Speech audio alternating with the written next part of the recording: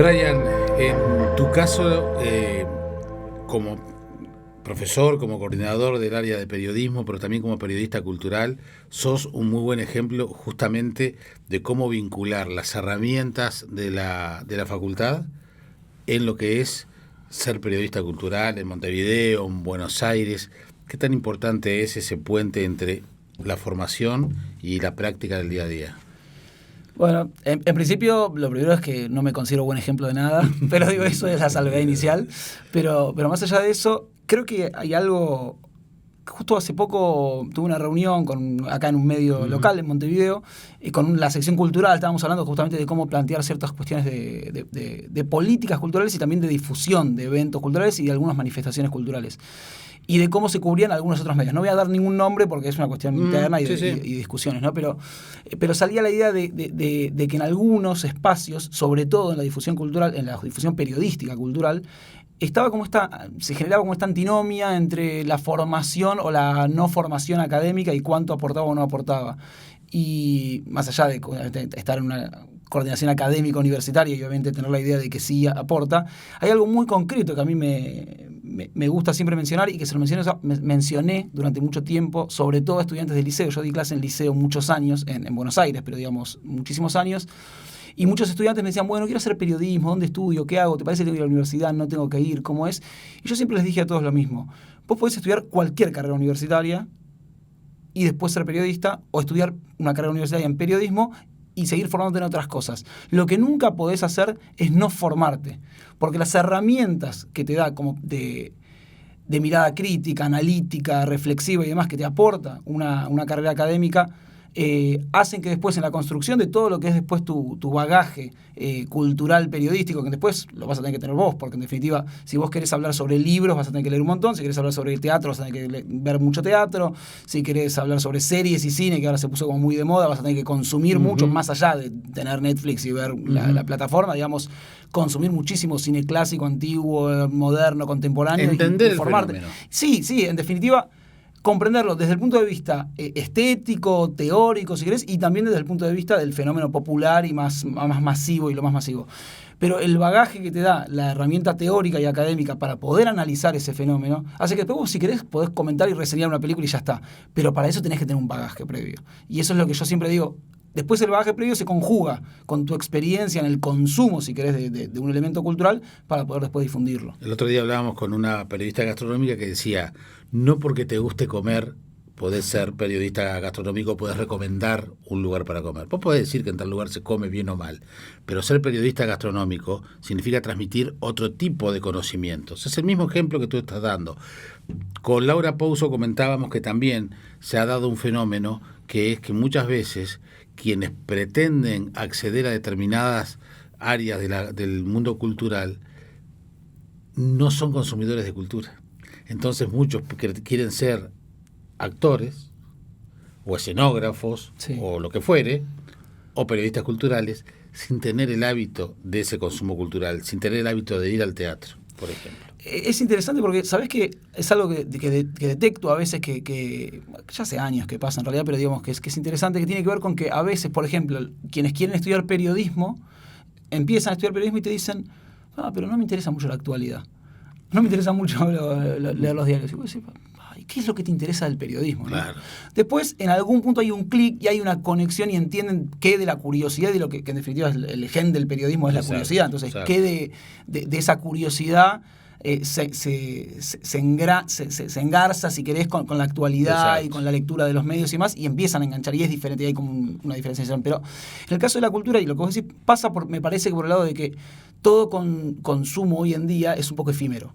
Digamos, entonces, en la idea del consumo incidental y efímero, digamos, uno está como completamente conectado a las redes sociales, pero no a las redes sociales en términos de una red u otra. Digo, a la idea de estar todo el tiempo online, todo el tiempo conectados en el celular, en cualquiera de estas redes, incluso las de comunicación de mensajería, y recibimos un montón de información y de cuestiones, también de manifestaciones culturales, y las vamos consumiendo como incidentalmente, ¿viste? Vamos viendo, picoteando de acá, de allá, sin profundizar en ninguna. Y eso a veces abre el apetito. Entonces vos decís, bueno, parece que me gusta, digamos, efectivamente la música, porque lo que más me llama la atención cuando me aparece es cuestiones musicales o del universo musical. Pero no hay una profundización, hay un picoteo generalizado. Después, cuando vos en definitiva querés empezar a especializarte o a dedicarte, y creo que esta es una época, en términos de periodismo y de periodismo cultural específicamente, pero digo en general, pero sobre todo en este ámbito, de un retorno a la especialización. Hace unos años, por diferentes motivos, pero sobre todo por la digitalización del periodismo y de los medios de comunicación, el periodista empezó a perder especificidad y empezó a ser como un generalista, ¿no? Donde podía escribir fácil, sencillo, corto de todo, de lo que sea. El todólogo, en términos peyorativos se maneja, pero bueno, es así. Sí. Y yo siempre lo trato de correr por un atributo positivo en el sentido de, hay algo del periodismo que es hermoso, que es que todos los días podés aprender de algo nuevo y todos los días podés conocer cosas nuevas. Y además las herramientas del periodismo, al menos eso lo trato a veces de transmitir, que es que las herramientas del periodismo son las mismas para cualquier manifestación periodística. Si vos tomás las herramientas del periodismo, podés ser buen periodista policial, deportivo o cultural. Después cada uno tiene su mundo específico. Exactamente, sí, estamos completamente de acuerdo, y por eso digo, uno efectivamente tiene la capacidad de ejercer en cualquiera de los nichos periodísticos o de las ramas periodísticas, obviamente, pero estamos retornando a la especificidad por esto que te decía, al haber tanto consumo incidental y efímero y epifenoménico, digamos, de vos consumiste algo, saliste y te fuiste a otro lado, como que no te quedás nunca en ningún lado. Cualquiera puede hablar superficialmente de cualquier cosa, pero aquel que se va a destacar o aquel que va a lograr llegar con su mensaje, con su explicación, con su información, con su análisis, si querés, de algún fenómeno, manifestación artística, cultural, política, deportiva, lo que fuera, me parece que es el que se especializa y el que efectivamente se forma académica, teórica y obviamente en la principal, que es consumiendo cultura. Por ejemplo, los podcasts. Hoy cuando muchos profesionales o no deciden transmitir a través de esas piezas que comparten en las redes, la mayoría de ellos están solos, hablándole al micrófono o compartiendo con alguien. Tenés todo el tiempo del mundo para atraer la atención. Y si no conoces ese consumo efímero o ese conocimiento efímero, se te terminó a los 3 minutos. Bueno, el tema de... Y lo puedo trasladar del podcast a los videos en Instagram, no importa. Quiero decir, como está bien. El poder del lenguaje y la capacidad de síntesis y de la necesidad de, en muy poquito, seducir... O sea, yo cuando hago una pieza en un podcast, sé que igual tengo un poquito más de tiempo para convencer al oyente que en un video de redes sociales. Exacto. En el video de redes sociales, si en 10 segundos no lo enganché, marchaste. Ya lo perdí. Como decía el Cina TVNet, si en las primeras 10 líneas no enganchás a ese lector se va y no vuelve más. Claro, no vuelve más. Y además, otra cosa. Mirá, porque el Cina TVNet está bien. Qué hombre, pero estamos hablando de 10 líneas. 10 líneas. 10 líneas hoy ya es verdad, un montón. Pero no porque no se lea, No, yo creo que sí se lee de otra manera y se lee diferente, pero justamente el que llegó a las 10 líneas ya compró.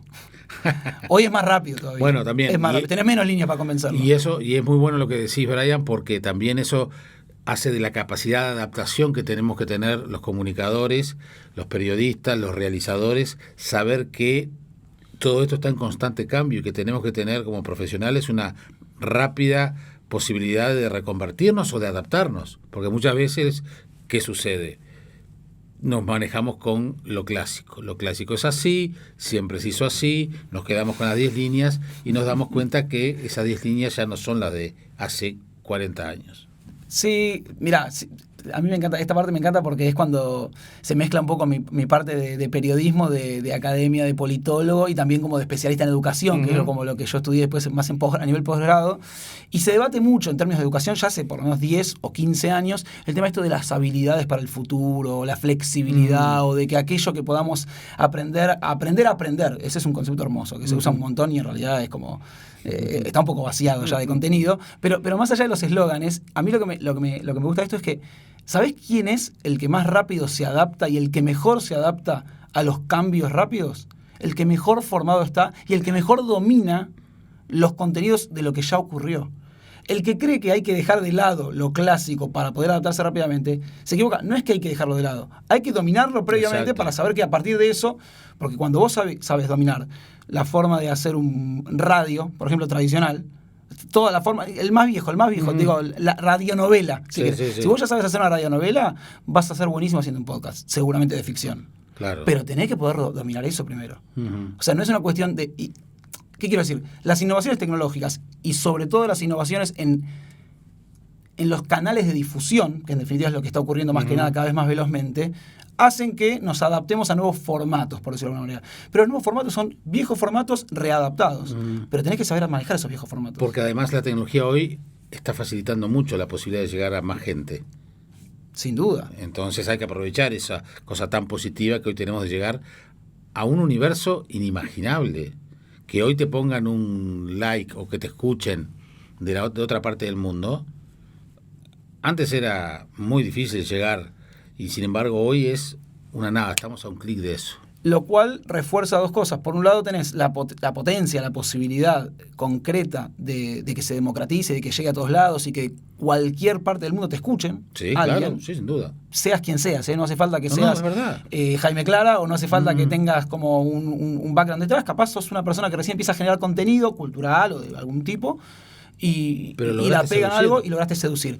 Ahora bien, en esa segunda parte está la seducción. Como todos podemos, entra a jugar más fuerte la capacidad de seducción. Y la capacidad de seducción es, en definitiva, cuán producido, en el sentido de cuán pensado y elaborado y bien planteado en torno del público objetivo está tu producto. Da la sensación, y en eso capaz que las generaciones anteriores pueden decir que hoy se improvisa mucho por estas cosas que estamos diciendo, pero en realidad creo que justamente por lo que estás diciendo hay cada vez menos espacio para la improvisación. Improvisación en el sentido del talenteo, del todólogo. Está buenísimo porque viste que cada vez más se tiende a la fórmula. Es histórico, la búsqueda de las fórmulas es histórica, no es que es algo novedoso. Pero incluso en las notas periodísticas está como los tips, viste, todo es resumen de resumen. Entonces, en las formas de hacer y de cómo hacer también está como, bueno, que el que ya tuvo éxito, el youtuber que tuvo éxito o el podcastero que tuvo éxito, me enseñe cuáles son los criterios que tengo que manejar. Y la verdad, creo yo, me puedo equivocar obviamente porque además no tengo, digamos, el abordaje absoluto de todo el universo de productos culturales, pero sí creo que hay todavía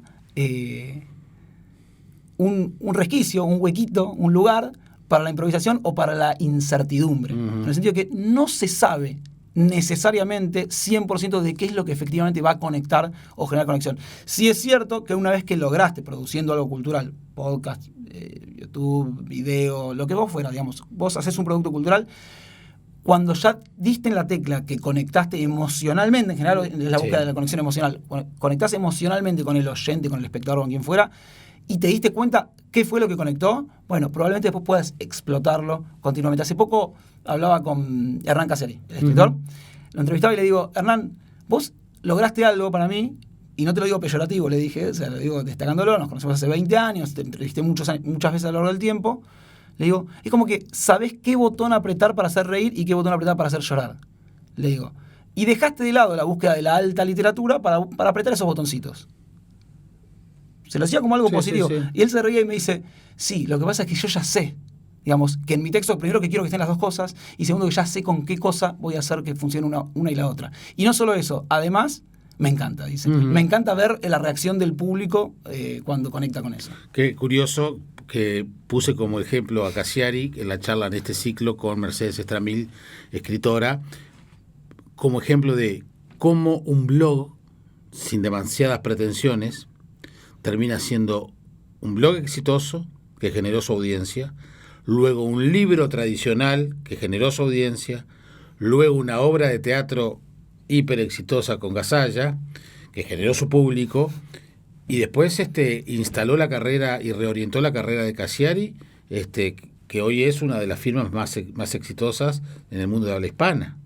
Entonces, y todo surgió a partir de un blog, por lo menos el gran conocimiento, seguramente tendría su historia anterior menos conocida, pero digamos... No, de hecho, él hasta antes de eso, poco tiempo antes de eso, y por eso las preguntas surgen de eso, de que lo conozco y que hemos hablado, él tenía un premio Juan Rulfo y era como un escritor que en la búsqueda de otro tipo de literatura y todo. Bien, pero por eso, iba por otro lado. Claro. Sin embargo, eso te demuestra cómo hoy está todo el terreno a disposición de quien lo quiera explotar, ¿no? Y si alguien lo comprendió fue Cassiari en ese sentido. Él cuando le preguntaba por qué se volcó un poco a este tipo de literatura, él me dijo, era una forma de comunicarme con mi papá. Yo lo que quería era que él se fue a vivir a España, entonces él, después de emigrar, dice, yo quería que me pudiera leer mi papá y me entendiera y se emocionara y pudiera comprender algo que yo estaba diciendo. Y yo le escribía muy raro, muy difícil, o con las palabras que yo solía escribir antes como escribía, a él no le importaba nada y no me leía. Entonces fue una conjugación entre que me entendiera mi amigo, él dice mi amigo con el cual todavía es socio, el Chiri, con el cual hacen las películas, hacen todas las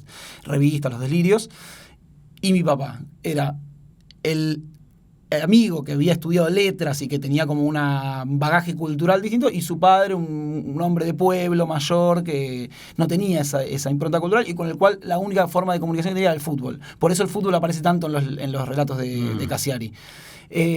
A veces yo lo cargo un poco y le digo, ¿cuánto de lo que me contás en una entrevista es real y cuánto es una construcción posterior? Digamos, ¿cuánto fue así o cuánto ahora ya te inventaste esta historia de que es así? Me dice, mira, muchas cosas son inventadas, muchas cosas son reales, lo importante es que funcione y que lo sigan creyendo. Conclusión de todo esto, para cerrar, es justamente la capacidad de adaptación que él mismo tuvo sobre su mismo trabajo. No hay nadie que haya comprendido, digamos, la audiencia y su tiempo, o su audiencia, digamos, pero es una audiencia muy grande, digamos, no estoy hablando de un nicho muy chiquito, es un nicho clarísimo. grande, como Cassiari en ese sentido, desde el punto de vista de los libros y demás. Él ahora me dice que de a poco se está como retirando, está como volviendo a la escritura. Él dejó de escribir en forma manual y ahora lo que hace es relatos orales y él dice que va a volver a escribir. Pero digo, él me decía, en algún punto creo que yo ya me estoy retirando de los nuevos formatos y las nuevas tecnologías porque ya está, yo lo que quería contar, ya logré contar, voy a seguir contando y voy a volver a escribir. Y una cosa más y un detalle, porque en esto de lo clásico y lo no clásico y los formatos y demás, que lo que más vende de Cassiari, digo, está bien, armó ese mega universo que hoy en día vos ya lo describiste, pero lo que más vende y lo que más vive, por decirlo de alguna manera, es de sus libros. Es un dato interesante. Y además, ¿qué hace de él? Y lo ato con otras charlas de este mismo ciclo. Es un gran gestor cultural. Gestiona media entre el público y los productos culturales. Es decir, también es un gestor cultural, no es solo un creador. Y lo que demuestra que también la gestión cultural forma parte de los procesos creativos. Lo decía Laura Pouso, quien es gestor cultural, mediador cultural, es también un artista. Sí, me parece que sí, y además porque y también demostró algo, y me parece que eso es interesante para los gestores culturales y específicamente, que es que se puede ser... Bueno, él dice cultura sin intermediarios, en realidad, digamos, lo que dice es como sin intermediarios, pero digo, se puede ser mediador y se puede ser intermediario innovadoramente, en forma innovadora. Es decir, si el mercado de la cultura y el mercado de consumo de productos culturales fue de un formato típico, tradicional, y sigue existiendo y sigue conviviendo, la editorial que hace el libro o la industria cinematográfica que hace la película, lo que fuera, él vino a, en su formato, habiendo construido una audiencia previa, todo lo que ya venimos hablando, lograr insertar un modelo distinto de gestión cultural. Y muy exitosa, creo que otra vez, en los términos de la emocionalidad, de la experiencia, de lo que ahora se llama la experiencia de usuario. Digamos, logró que miles de personas sean partícipes y se sientan partícipes de la gestión cultural de un producto. Y eso es algo que en sí fue novedoso, porque antes se decidía entre un par de empresas y un par de algún gestor cultural, y abrió un nuevo campo para la gestión cultural, que es la gestión cultural colectiva. Eso es novedoso. No sé a dónde va a ir y si va a prosperar, pero es novedoso. Le está yendo bien. A él sí.